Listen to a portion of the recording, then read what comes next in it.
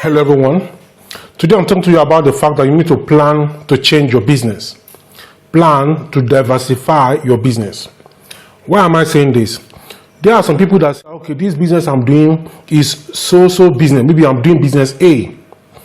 What I'm telling you today is that you have to plan to also look at business A and do business A, B by the side, or do business A, B, C together.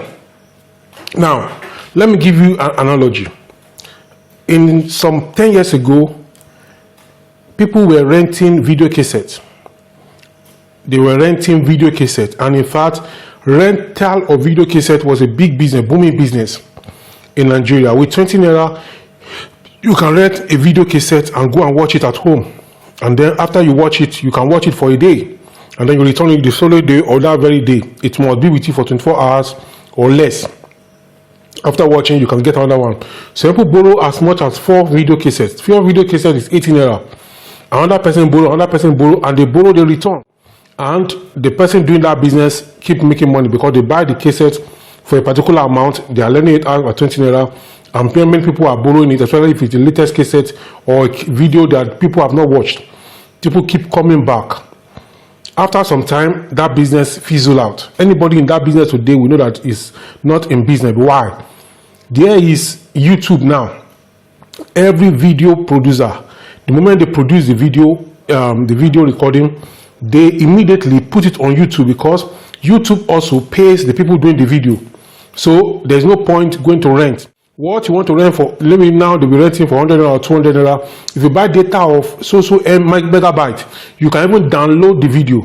Or you can watch it live, and then the data it is going to consume will be like 50 megabytes of data or less. So that line of business is dead. There's this other business that people do, people that repair this CD, or that repair this cassette, this audio cassette that has this rope inside of it, the audio cassette.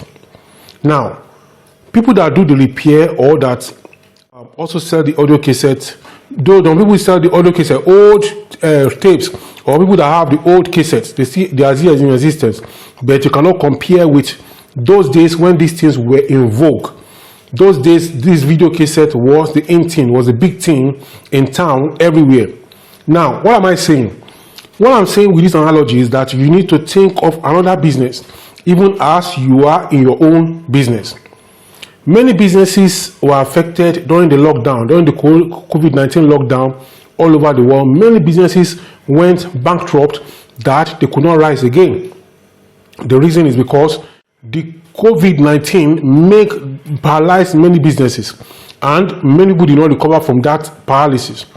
Now, there's this money exchange in Nigeria that was done sometime, and then the old notes were no longer accepted. The new notes were not much in circulation, and many people that want to transact business with, they wanted to give them a note, and those who have the notes, they were hoarding the notes. People were buying money so that they can be able to buy something. Now, what do we see from there? Bank networks at that time was not going because they were overwhelmed. Maybe the capacity of the bank network was this, and then the load of work coming was so large, so the bank networks were having issues. Many businesses were affected, and many things happened. That is why maybe business A was affected. If you have business A, B, C, D, the 4 streams of income, you can easily move from one of the streams and focus on another stream. You focus on another stream of income. So this is the reason why you need to have more than one stream of income. Even if you are a government worker, I've told you, have a poultry. Government work did not say you should not have a poultry. Government work did not say you should not have a farm where you plant vegetables. If your house is tiled, your compound is interlocked or cemented, go outside in the bush somewhere, get sack of all the cement, sack that have been used for cement, empty sacks of cement, put soil in it, and bring it to the house, maybe 5 today, 5 tomorrow, 5 next time, and you have like 100 sacks in the house.